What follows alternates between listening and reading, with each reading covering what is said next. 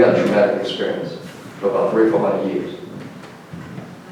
300 or 400 years, trauma, serious trauma. Oppression and persecution is what causes the brain damage. Oppression and persecution. With that type of oppression, in fact, it's never been seen on planet Earth before, that type of oppression, yes, you would have amnesia. You would forget your language, you would forget your own country, you would forget everything. You forget your hygiene, you forget everything. Okay? But once you know it, you can fix it. Once you know it. First thing, we got to find out what's wrong. So that's what we found out. We found out what's wrong. And now we're working in the laboratory, like all scientists do, coming up with more cures and more direction to help ourselves. Because nobody's going to help us. Nobody. If you see the gangsters in the street and all that, you say, well, the governor will do it, the mayor will do it, the chief of police will do it, the president of the United States will do it. No. Nobody's going to do it but us. Thank you very much for listening today. I really appreciate having the opportunity to come. And we'll open up for a few minutes just for questions, not long. And I'll take it all my time. So it might take some more time.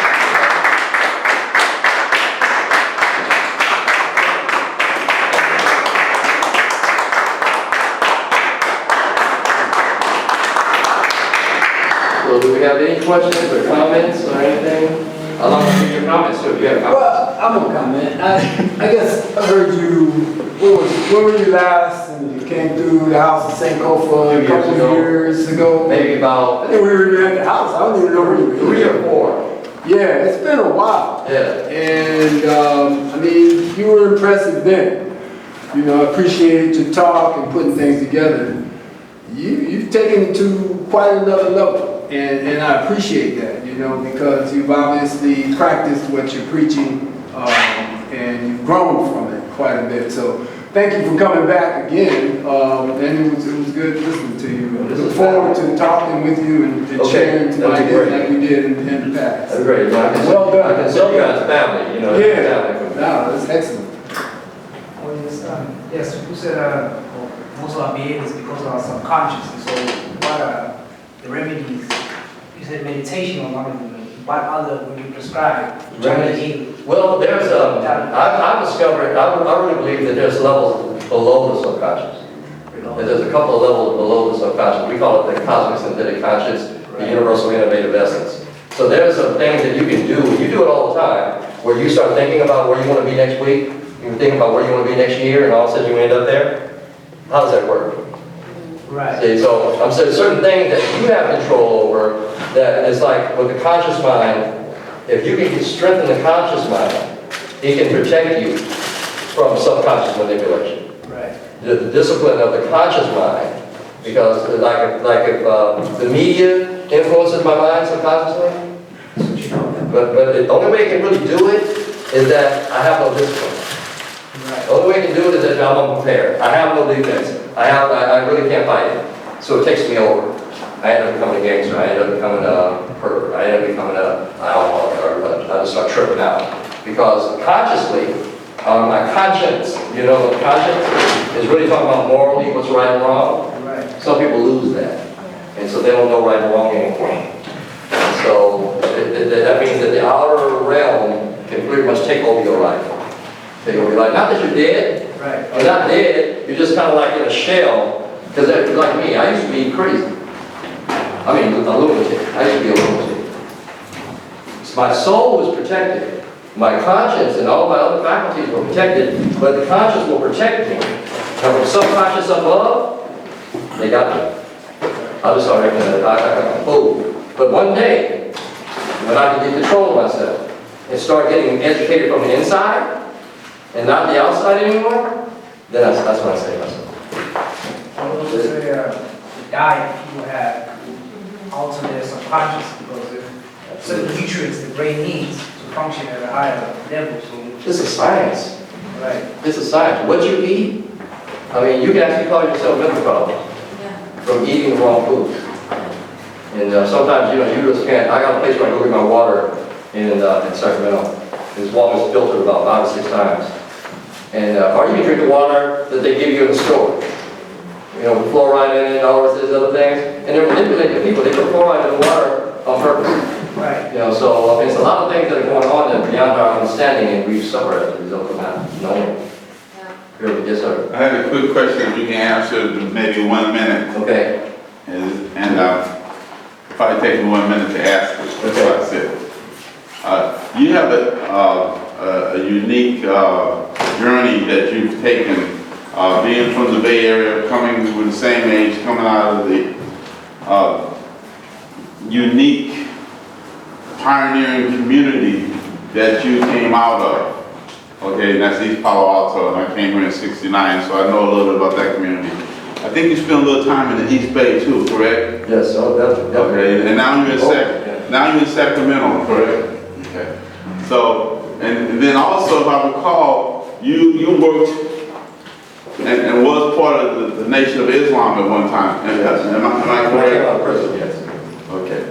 So, and then with the prison experience. So, with all that background, what is your purview, in say about 1 minute, of our African American or African youth between the ages of, say, 15 and 25?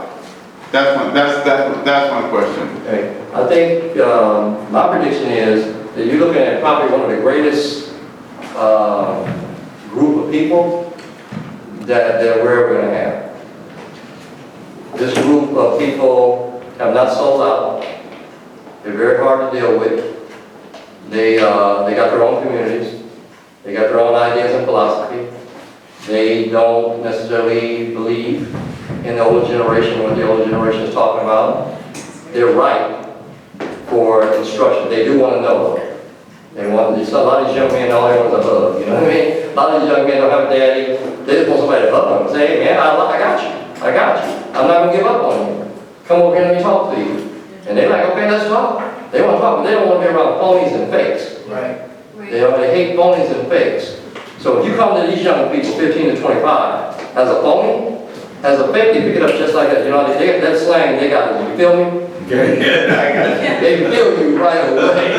And if you're a phony and a fake, they're like, hey, I'm out. They might shoot you. I don't know what they're going to do. You know what I mean? But they're looking for authentic men that really care about them, that really want to help them.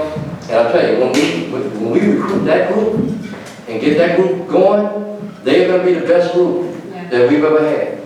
That's my take on that. Okay, thank you. Appreciate it. You also mentioned certain time periods and ages, and so what would you say at this age? What's with the supreme intelligence coming down? What do you interpret as the messages that are it's going to happen in this age? Because we just need to learn. It's like I can Google something right now. I can just Google it. I have something I want to know. I Google it. In fact, now, this is my wife's phone. You can talk to the phone and say, hey, tell me such and so. And then, what's her name, Siri or somebody, she tells you what you want to know. Okay? You can do that with your brain. Absolutely. You can Google it. You can Google it. See, everything that you see in technology is a copy of this. It's a copy of us. The car is a copy of us. The carburetor and all this, that kind of stuff. Fuel system and everything. The brain, these computers, they're trying to copy the brain. right. It's an insult to the brain to even call it a computer. It's so far advanced over computers. But there's this cosmic synthetic consciousness, this universal mind that exists, where all the information is at. And all you have to do is sit down and think about it and ask for it, and it'll come to you. It'll come to you. You gotta believe it though. You gotta believe it. But I'm not saying get rid of the Google, use that too. Use that too, but I'm not going to say that's superior to me. It's not superior to my mind. Because my mind created that, isn't that right? Absolutely. We created that stuff. I'm not going to worship that stuff. So the future, what the future is going to hold is, we're going to come in contact with the our true mind. Now, if we get rid of the amnesia, we start to remember, we'll build pyramids again, we'll build civilizations again, we'll be okay. So a lot of people think that, they ain't got no hope for the African community. Trust me, God did this on purpose. Absolutely. God did this on purpose. We got picked up, kidnapped, brought to America, dropped off here, 300-400 years of oppression and everything, and now look at us as a people. I mean, we haven't shown them what we really can do. But I'll tell you what, just let us start playing golf and see what happens. Let us start swimming and see what happens. Let us start playing tennis and see what happens. Put us anywhere and watch us take over that particular sport. Hockey, whatever. Now we're going to do it in science. Now we're going to do it in technology. Why? Because we're more prone to do that than we are those sports. Absolutely. We just have to put these youngsters in a laboratory. Just grab one of them and say, here. And then you say, what is this? This is a laboratory. This is chemistry. And this is how it works. And this is what we do with it. And once they pick it up, genetically they're going to start doing things that's going to blow people's minds. Because it's already in them. Math, engineering, and science, it's already in them. We just have to put them in the environment. Somebody got to put you in the environment of engineering. And when they start picking it up, saying, this is what engineering is about? Like, wow, that was like that. This is what architecture or robotics is about? Oh, well, I can do this. I can do this. I got this. Yeah, I got it. I got this. And then next thing you know, that person is leading the, you know, like Dr. Carson or something. He's doing brain surgery and stuff. And people are saying, how do you do that? We bumped his head. Yeah, he's a Republican. He bumped his head. President or something. But anyway, but as a doctor, the man is fine. The man is fine. Well, brothers and sisters, I want y'all to again give his brother a hand.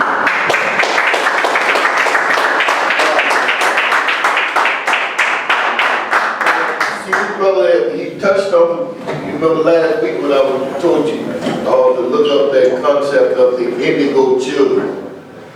And some of you did that. But the reason is, now, y'all know what indigo children mean, right? Tell us what that means, Tom.